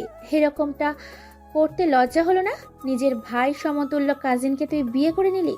তোকে আমি বলেই আমাকে মারার জন্য হাত তুলতেই আরমান ভাই আমার সামনে এসে দাঁড়ালো। মায়ের দেওয়া চড়টা তার বাহুতে গিয়ে লাগলো। আরমান, সরে দাঁড়া তুই। আজ আমি এই মেয়েকে মেরেই ফেলবো। কাকিমা, ভুলে যেও না তুমি তার গায়ে হাত তুলতে যাচ্ছ। সে এখন আমার বিয়ে করা স্ত্রী, আর আমার স্ত্রীর গায়ে হাত তোলার অধিকার আমি কাউকে দেইনি। আমি ওর মা, আমার অধিকার আছে ওর ওপর। কিন্তু ওর স্বামী আর স্ত্রীর ওপর সর্বপ্রথম অধিকার তার স্বামীর থাকে। কথাটা শেষ হতে না হতে আরমান ভাইয়ের গালে খুব জোরে একটা চর বসলো। চরটা আর কেউ নয়, বর্মা মেরেছে। নাটক করছিস সেখানে? সার্কাস চলছে? আরে তুই যদি একটা রাস্তার পাগলকে বিয়ে করে নিয়ে আসতি, তাকেও আমি সসম্মানে বরণ করে ঘরে তুলতাম, কিন্তু এই অপয়া মেয়েকে কখনো আমি এই বাড়ির বউ হিসাবে মানব না। এই মেয়ে তোর জীবন ধ্বংস করে দেবে। সর্বনালী এই মেয়ে, যার জীবনেই যাক না কেন তার জীবনে ধ্বংস করে দেয়। মা, ভুলে যেও না, তুমি যার সম্পর্কে কথাগুলো বলছো সে এখন আমার স্ত্রী। নিকুচি করেছে তোর স্ত্রী, মানে না এই অপয়াকে তোর স্ত্রী হিসাবে। তোকে আমি বারবার বলেছিলাম এই মেয়ের থেকে দূরে থাক, দূরে থাক। এই মেয়ে তোর জীবন ধ্বংস করে দেবে। জন্মের পর থেকে শুধু ধ্বংসই করে এসেছে। জন্মের পরপরই নিজের ব্যবসাটা খেলো, সাথে 2 বছরের জেলও হলো। তারপরে নিজের মাকে বান্দি বানালো। সেদিনে ওই পীর বাবাও এই মেয়ের হাত গণনা করে বলেছিল, এর জীবনের সাথে যেই জড়াবে তার জীবন ধ্বংস ছাড়া আর কিছুই হবে না। আর সেই কথা সত্যিই প্রমাণ হলো যখন এই গ্রামে তার নানা বাড়ি পা রাখতে না রাখতেই বন্যায় তাদের ঘর বাড়ি ভাসিয়ে নিয়ে গেল। আর কিছুক্ষণ আগেও 2-2বার বিয়ে ভাঙলো এই মেয়ের। আর কি প্রমাণ চাই এই মেয়ের অপয়া হবার? কতবার আয়েশাকে বললাম এই মেয়েকে দূরে কোথাও রেখে আসতে, কিন্তু ও তো কোনো কথাই শুনলো না আমার। বরঞ্চ এখন আমার ছেলের ঘাড়ে এই মেয়েকে চাপাতে চাইছে, কিন্তু মা হয়ে নেচে ছেলের এত বড় ক্ষতি আমি কিছুতেই হতে দেব না। এই সর্বনালীকে আমি কিছুতেই আমার ছেলের জীবনে আসতে দেব না। বড়মা এক নাগারে কথাগুলো বলেই যাচ্ছে, কিন্তু আমার আর শোনার ক্ষমতা নেই। সবকিছু কেমন যেন আবছা আবছা লাগছে। চোখের জলটাও অবাধ্য হয়ে এসেছে। আমি অপয়া, সর্বনাশী। আজ বাবা মার এই অবস্থার জন্য আমি দায়ী। শুনেছিলাম আমি ছোট থাকতেই মায়ের একটা অ্যাক্সিডেন্টে মা দ্বিতীয়বারের মতো মা হওয়ার ক্ষমতা হারায়, কিন্তু সেটা যে আমি দায়ী সেটা কখনোই বুঝতে পারিনি। শুনেছিলাম বাবা খুব শখ করে আমার নামে একটা কোম্পানি খুলেছিলেন, কিন্তু কারোর দেওয়া ধোকার কারণে বাবার কোম্পানি ডুবে যায়, যার সাথে 2 বছরের জেলও হয়।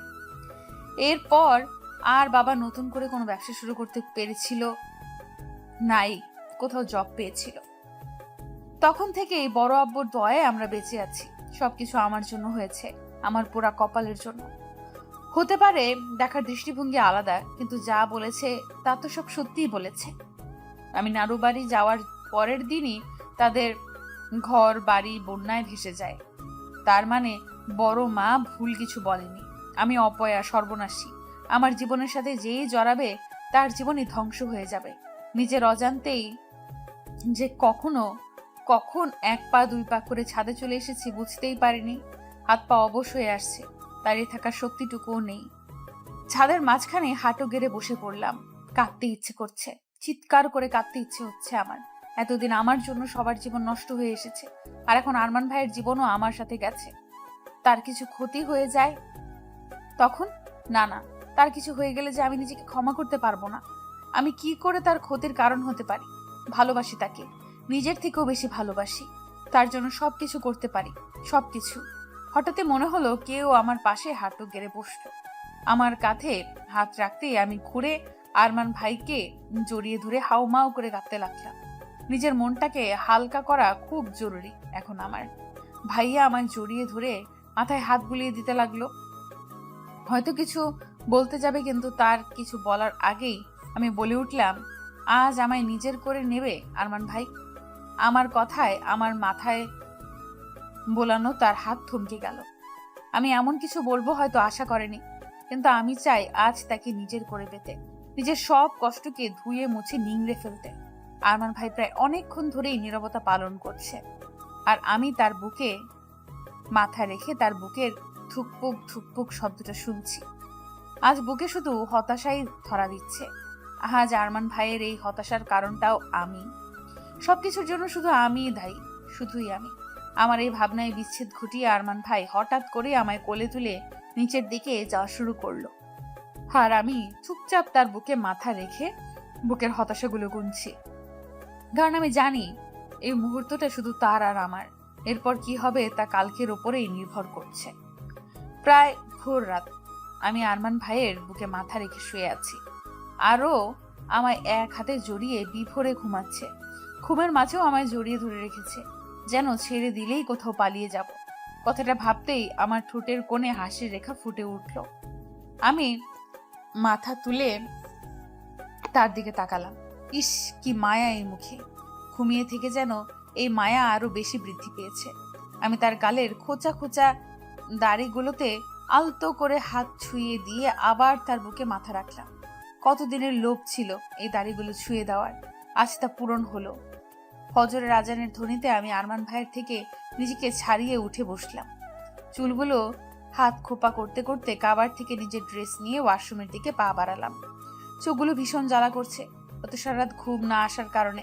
আসলে আমি ঘুমাতেও চাইনি, আরমান ভাইয়ের সাথে কাটানো প্রত্যেকটা মুহূর্তকে শুধু অনুভব করতে চেয়েছি। ঘুমের পরে এই রাতে একটা ছোট্ট মুহূর্ত আমি মিস করতে চাইনি। এই মুহূর্তগুলোকে নিয়েই তো বাকি জীবন কাটাতে হবে। আচ্ছা, আমি কি পারবো তাকে ছাড়া থাকতে? না, পারতে আমাকে হবেই। আরমান ভাইয়ের জন্য হলেও আমাকে পারতে হবে। তার ভালোর জন্য আমাকে সব কিছুই পারতে হবে। এক বুক ফোলানো দীর্ঘশ্বাস ফেলে শাওয়ার শেষে অজু করে ওয়াশরুম থেকে বেরিয়ে এলাম। ফজরের নামাজটা কাজা করলাম। নামাজ শেষে জায়নামাজ গুছিয়ে রেখে আরমান ভাই এক গাদা বই থাকা টেবিলের কাছে গেলাম। একটা নোট পাতার মধ্যে দিয়ে ছিঁড়ে ওটাতে লিখতে বসলাম। লেখাটা ততটাও ভালো না, ভাঙা ভাঙা হাত, বাঁকা বাঁকা অক্ষরে মনে আসছিল, তাই লিখে যাচ্ছিলাম। আজ এই লেখাটা আমাদের জীবন বদলে দেবে। এই চিঠিটায় আরমান ভাই আর আমার দুজনের পথ আলাদা করে দেবে। আচ্ছা, সামান্য একটা চিঠির উপর ভিত্তি করে কি ভাইয়া আমাদের থেকে দূরে সরে যাবে? একবারের জন্য খোঁজার চেষ্টাও করবে না? সে যাই করুক না কেন, আমি চাই ভাইয়া আমায় ভুলে যাক, নিজের জীবন নিজের মতো করে সাজিয়ে নিক। আমার মতো একটা পোড়া কপালের জন্য ও কেন নিজের জীবনে সর্বনাশ ডেকে আনবে, আর আমিই বা কি করে তা হতে দেই? ভাইয়ার ভালোর জন্য আমাকে তার জীবন থেকে দূরে যেতেই হবে, অনেক দূরে যেতে হবে। চিঠিটা লেখা শেষ করে কাগজটা ভাঁজ করে বিছানার পাশের টেবিল ওয়েট চাপা রেখে দিলাম। তারপর নিজের প্রয়োজনীয় জিনিসপত্র নিয়ে বেরিয়ে পড়লাম ঘর থেকে, আরমান ভাইয়ের জীবন থেকে অনেক দূরে সরে যাওয়ার জন্য, সারা জীবনের জন্য। আজ 11 দিন আমি এই বাড়ি ছেড়ে চলে এসেছি। এখানে চট্টগ্রামে বসবাসরত এক বন্ধু টিয়ার বাড়িতে উঠেছিলাম। তার মা এক এনজিওর মেম্বার। আমি তাদের সাথে কথা বলি, এনজিওতে একটা কাজের কথা বলি। যেহেতু নিজের এডুকেশনের সকল কাগজপত্র সাথে নিয়ে এসেছিলাম, তাই কাজটা পেতে ততটা বেগ পেতে হলো না। কিন্তু আমার অতি শুনে টিয়ার মা আমার দিকে এক অন্যরকম নজরে তাকানো শুরু করলেন। সেই নজর খুব সহজেই পড়ে নেওয়া যায়। নিজের লোভের জন্য তো আর অন্যের ক্ষতি করতে পারি না, তাই হাতে যতটুকু টাকা ছিল তার কিছু টাকা দিয়ে একটা ফ্ল্যাট ভাড়া নিয়েছিলাম। আজ আমি পুরো, আমার জন্য অন্য কারোর কোনো ক্ষতি হবে না, কারণ না। রাত 9টায় ল্যাম্পপোস্টের আলোয় রাস্তার ধার ঘেঁষে আনমনে হেঁটে চলেছি। এনজিওর একটা কাজে এলাকায় গিয়ে মিটিংয়ের মাধ্যমে সমাজের মানুষদের সামাজিক গুরুত্বপূর্ণ বিভিন্ন ধরনের পরামর্শ দিতে দিতে অনেকটা দেরি হয়ে গেছে। মেইন রোডে দিয়েই এলাম, চাইলে রিক্সা ভাড়াও নিতে পারতাম, কিন্তু আমি এখনো আমার কাজের মাইনে পাইনি। আর আমার কাছে যতটুকু টাকা আছে সেটা দিয়ে আমার পুরো মাস চলতে হবে, তাই টাকা বাঁচানোর ছোট্ট একটা পদক্ষেপ মাত্র এটা। ল্যাম্পপোস্টের মৃদু আলো ছড়াচ্ছে পুরো রাস্তায়, আর আমি একাই একটা মেয়ে হেঁটে চলেছি এক ধোঁয়াশার জীবনের উদ্দেশ্যে। এই মুহূর্তে বাড়ির লোকজনদের কথা খুব মনে পড়ছে আমার। আচ্ছা, বাবা মা যখন আমায় বাড়িতে খুঁজে পায়নি তখন তাদের মানসিক অবস্থা কেমন ছিল? নিশ্চয়ই খুব কেঁদেছে। আর আরমান ভাই, সে কি আমায় খুঁজেছে, নাকি চিলেকোঠাকেই মান্য দিয়ে নিজের নতুন করে জীবন শুরু করেছে? এই 11 দিনেই কি ও আমায় ভুলে গেছে? চোখের কোণটা ঝাপসা হয়ে এলো। ডান হাতের উল্টো পিঠটাতে চোখটা মুছতেই পেছনে খুব দ্রুত চলন্ত গাড়ির শব্দ পেলাম। ভয়ে পেছনে তাকিয়ে দেখি গাড়িটা খুব দ্রুত আমার দিকে এগিয়ে আসছে। মুহূর্তেই মনে হলো এইখানেই আমার জীবন থমকে যাবে। নিজের অজান্তেই নিজের হাতকে সাহারা ভেবে ডান হাত মুখের সামনে নিয়ে এসেছে আর বাঁচার চেষ্টা করলাম। কিন্তু এ কি, হঠাৎই মনে হলো গাড়িটা আমার খুব কাছে এসে থেমে গেছে। হাত সরিয়ে সামনে তাকাতে যাব, তার আগেই কারো হাত খুব শক্ত করে আমার গলা চেপে ধরে আমায় পিছিয়ে নিয়ে যেতে যেতে কিছু একটার সাথে আমার পিঠ ঠেকালো। ঘটনা খুব দ্রুত ঘটে যাওয়ার জন্য আমার মাথায় কিছুই ঢুকলো না। নিজের হাত পেছনে নিয়ে গেলে বুঝতে পারলাম আমি গাছের সাথে আটকেছি। এবার আমি গাছ থেকে হাত সরিয়ে গলায় থাকা হাতটা ধরে নিজেকে ছাড়ানোর চেষ্টা করতে লাগলাম। এ যেন আমার দম বন্ধ হয়ে যাবে। আমি বাঁচার জন্য ছটফট করতে করতে সামনের দিকে তাকাতেই থমকে গেলাম। ল্যাম্পপোস্টের আলোর সাথে গাড়ির হেডলাইটের আলোয় আরমান ভাইয়ের ভয়ঙ্কর মুখটা আরো বেশি ভয়ঙ্কর হয়ে উঠেছে।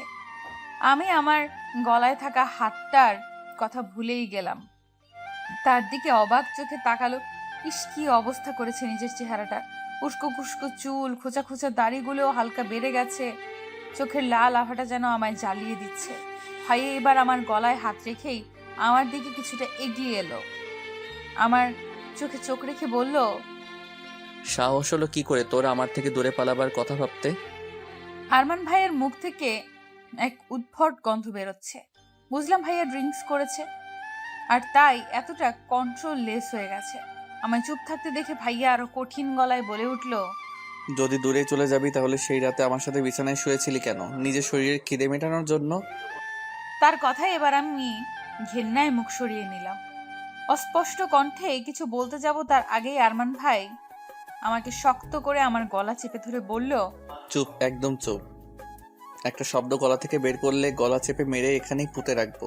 কি ভেবেছিস কি তুই আমি তোকে খুঁজে পাবো না? এই পৃথিবীর যে কোনাতেই লুকিয়ে থাক না কেন, তোকে আমি খুঁজে বের করবই। আমার থেকে পালানো এতটা সহজ নয়। খুঁজে তো আমি তোকে সেই কবেই পেয়েছি, কিন্তু প্রচণ্ড রকমের রাগ আমাকে জেঁকে বসেছিল। ভেবেছিলাম যখন তুই আমার থেকে দূরে গিয়ে নতুন জীবন শুরু করতে চাস, তাহলে আমি কেন পারবো না। ভুলতে চেয়েছিলাম তোকে। তোকে ভোলার জন্য সব ধরনের মাদক দ্রব্য সেবন করে মাদকাসক্ত হয়েছি, কিন্তু তোর নেশা সবকিছুকে হার মানিয়ে দিয়েছে। একটা মুহূর্ত তোকে ভুলতে দেয়নি আমায়। নেশা তুই আমার, তোর নেশাতে নেশাগ্রস্ত আমি। তোকে ছাড়া থাকা অসম্ভব। আরমান ভাই কথাগুলো বলতে বলতেই আমার গলা ছেড়ে গেল, বুড়ো আঙুল দিয়ে স্লাইড করতে লাগলো। নিজের ঠোঁট আমার ঠোঁটের একদম কাছে নিয়ে এলো। তার এমন আচরণে আমার বুক দুমড়ে মুচড়ে যাচ্ছে। ভীষণ কষ্ট পাচ্ছে আমার। কাঁদতে ইচ্ছে করছে, তার বুকে মাথা রেখে কাঁদতে ইচ্ছে করছে, কিন্তু আমার সব ইচ্ছেকে ধুলি চাপা দিয়ে ভাইয়া হঠাৎই আমার গাল ছেড়ে হাত ধরে টানতে টানতে গাড়ির দিকে নিয়ে যেতে লাগলো। হঠাৎ করেই আমার গালে খুব জোরে একটা চড় পড়ে। গালে হাত দিয়ে অশ্রুসিক্ত চোখে অপরাধীর মতো মাথা নিচু করে দাঁড়িয়ে আছি বাড়ির সকলের সামনে। থামলে কেন কাকি? আরো দুটো কষে দাও, এই মেয়েটারই যোগ্য। আরমান ভাইয়ের কথা শুনে আমার কান্নার বেগ আরো বেশি বেড়ে গেল, কিন্তু আমার মা আমার কান্নাকে পাত্তা না দিয়ে আমার দুই বাহু শক্ত করে ধরে নিজের দিকে ঘোরালো। বলতে পারিস তোর কোন জিনিসটার আমরা কোনো কমতি রেখেছি? এত ভালোবেসেছি তোকে, নিজেরা না খেয়ে তোকে খাইয়েছি, আর তুই এত বড় একটা ভুল সিদ্ধান্ত নিয়ে বসলি। এই এদিকে থাকা, বাড়ি থেকে চলে যাওয়ার সময় একটা বারও কি তোর আমাদের কথা মনে পড়েনি? একবারও মনে হলো না আমরা কি নিয়ে বাঁচবো? তুই তো আমাদের একমাত্র সম্বলে, তোকে নিয়েই বেঁচে আছি আমরা। তাহলে কোন সাহসে তুই এই সিদ্ধান্তটা নিলি? কিভাবে চলে গেলি তুই আমাদের ছেড়ে? কথাগুলো বলতে বলতেই মা কান্নায় ভেঙে পড়ল। মায়ের কান্না দেখে আমারও ভীষণ কান্না পাচ্ছে। এবার বুঝতে পেরেছি আমি কত বড় ভুল করেছি। তাদের ভালো করতে গিয়েই যে তাদের এতটা কষ্ট দিয়ে ফেলেছি বুঝতেই পারিনি। আরমান ভাই ঠিক ছিল, আরো কিছু চরের যোগ্য আমি। এতটুকু শাস্তিতে হবে না আমার। মাথা নিচু করে কেঁদেই চলেছি। তখনই বড় মা এগিয়ে এলো। আমি বলেছিলাম না এই মেয়ে যার জীবনে যাবে তার জীবনে ধ্বংস করে দেবে? এই মেয়ে একবার দেখ আমার ছেলের জীবনটা কি করেছিস তুই। এই কয়দিনে তো ওর মুখটা দেখারও সুযোগ হয়ে ওঠেনি। যদিও কখনো কখনো বাড়ি ফিরেছে, তখন তো তার দিকে তাকানোই কষ্টদায়ক হয়ে গিয়েছে। কি অবস্থা হয়েছে আমার ছেলেটার চেহারার, সব তোর জন্য হয়েছে। আমার ছেলের এই অবস্থার জন্য তুই দায়ী। স্টপ ইট মা, এখনো তোমার বলা শেষ হয়নি। সেদিন কি কিছু কম বলেছিলে যে আজ আবার শুরু হয়ে গেলে? হ্যাঁ, তোমার ছেলের এই অবস্থার জন্য ওই মেয়েটাই দায়ী, কিন্তু ও আমার জীবনে আসার জন্য নয়। কিছুদিনের জন্য ও আমার জীবন থেকে চলে যাওয়ার জন্য আমার এই অবস্থা। আমি বুঝি না তুমি এমন নিকৃষ্ট মানসিকতার কি করে হতে পারো। কিছু দুর্ঘটনাকে তুমি মৃত্যুর ঘাড়ে চাপিয়ে দিচ্ছ। আমি কোনো দুর্ঘটনাকে চাপিয়ে দিচ্ছি না ওর উপর, যা সত্যি তাই বলছি। কোন সত্যির কথা বলছো? কাকার ব্যবসায় ধোঁকা খাওয়ার কথাটা, সেটা কাকার নিজের অনভিজ্ঞতার কারণেই হয়েছে। আর যদি তুমি কাকির অ্যাক্সিডেন্টের কথা বলো, তাহলে আমি বলি ঢাকায় এমন অনেক অ্যাক্সিডেন্টই হয়। তুমি কোন কোন অ্যাক্সিডেন্টের দায়ভার মৃত্যুর উপর চাপাবে? আর ওই পীর যার কথা শুনে তুমি মৃত্যুকে আজ অব্দি দোষারোপ করছো, সে কিছু বছর আগেই ভণ্ডপীর প্রমাণ হয়ে এখন জেল কাটছে। আর এখন বাকি রইল দুবার বিয়ে ভাঙার কথা। ওটা মৃত্যুর জন্য নয়, আমার জন্য ভেঙেছে। ভাইয়ার এই কথায় সবাই তার দিকে অবাক চোখে তাকালো। আমার চোখেও প্রশ্নবোধক চিহ্ন আটকে রইল। আমার বিয়ে ভাইয়ার জন্য ভেঙেছে, কিন্তু কিভাবে? আমি ভেঙেছি ওই বিয়ে। আমি জানতাম না মা মিতুকে ততটা পছন্দ করে না, তাই তার থেকে দূরে থাকার চেষ্টা করতাম। কিন্তু আমি ওকে অন্য কারোরও হতে দিতে পারতাম না, তাই সবার আড়ালেই আমি ওর বিয়ে ভেঙেছি। আর ওই বন্যা? মা, বন্যা আসবে এই নিউজটা খবরে নিউজ পেপারে কতদিন আগে থেকে ছাপা হচ্ছিল। এটা একটা প্রাকৃতিক দুর্যোগ, যা মিতু গ্রামে গেলেও আসতো, না গেলেও আসতো। তবে কি জানো তো মা, তোমার এই দৃষ্টিভঙ্গি আমি হাজার চেষ্টা করলেও বদলাতে পারবো না, যদি না তুমি নিজের থেকে বদলানোর চেষ্টা করো। বড় মা আরো কিছু বলতে যাবে, কিন্তু তার আগেই বড় আব্বু বলে উঠল, উফ, কি হচ্ছে কি এখানে? এত সব কথা কেন হচ্ছে আমাকে বলবে দয়া করে? এতক্ষণ ধরে চুপ ছিলাম, কিন্তু আর নয়, বন্ধ করো এসব। আর মিতু, তুমি যা করছো তা অবশ্যই ভুল ছিল, আর ভুলের শাস্তি তোমাকে পেতেই। আর সে শাস্তি হিসাবে তোমাকে আবার আমার ছেলেকেই বিয়ে করতে হবে।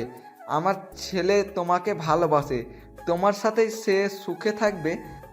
আর একজন বাবা, এর থেকে বড় পাওয়া আর কি থাকতে পারে? বিয়ে আবার হবে, ধুমধাম করে হবে। কি বলিস রাজ্জাক? বলেই বাবার কাঁধে হাত রাখলো বড় আব্বু। বাবার চোখ ছলছল করছে, তার সাথে আমারও। প্রায় 1 মাসের মধ্যে দ্বিতীয়বারের মতো আমাদের বিয়েটা হলো। তবে এই বিয়েটা পরিবারের সম্মতিতে ধুমধাম করে, একদম আমার স্বপ্নের মতো করেই পেয়েছি আমি আমার ভালোবাসাকে। কিন্তু এই কয়দিনে আরমান ভাই আমার সাথে তেমন কোনো প্রয়োজন ছাড়া কথাই বলেনি। হয়তো এখন অভিমান করে আছে আমার উপর। বড় মাও কেমন ভারী ভারী, হয়তো আমায় মেনে নেওয়ার চেষ্টা করছি, কিন্তু যেই কাজটা এত দিন ধরে হয়নি সেটা এত সহজে কি হতে পারে? তারপরেও হয়তো নিজেকে বদলানোর চেষ্টা করছে। আমি এই মুহূর্তে লম্বা ঘুমটা টেনে আরমান ভাইয়ের ঘরে বসে আছি তার অপেক্ষায়, কিন্তু তার আসার এখনো কোনো নামগন্ধ নেই। নিশ্চয়ই বাইরে তার বন্ধুরা তাকে আটকেছে। বেচারার হাল বোধহয় আজ তার বেহাল করে দিয়েছে। ভাইয়ার বেচারা মার্কা মুখটা ভাবতেই বেশ হাসি পাচ্ছে আমার। আনমনে তার কথা ভেবে হাসছি, ঠিক তখনই দরজা খোলার শব্দ কানে এলো। বুঝলাম ভাইয়া এসেছে। আমি উঠে তাকে সালাম করতে যাব, তার আগেই ভাইয়া সরে গেল। আমি অবাক চোখে তার দিকে তাকাতেই সে অন্যদিকে মুখ করে বলল, অনেক রাত হয়েছে, শুয়ে পড়ো। কথাটা বলেই ও বারান্দায় চলে গেল। তার এমন কথায় আমার ভীষণ কান্না পাচ্ছে। ভাইয়া কি তাহলে আর কোনোদিনও আমার সাথে কথা বলবে না? আমার একটা ভুলের জন্য আমায় এত বড় শাস্তি দেবে ও?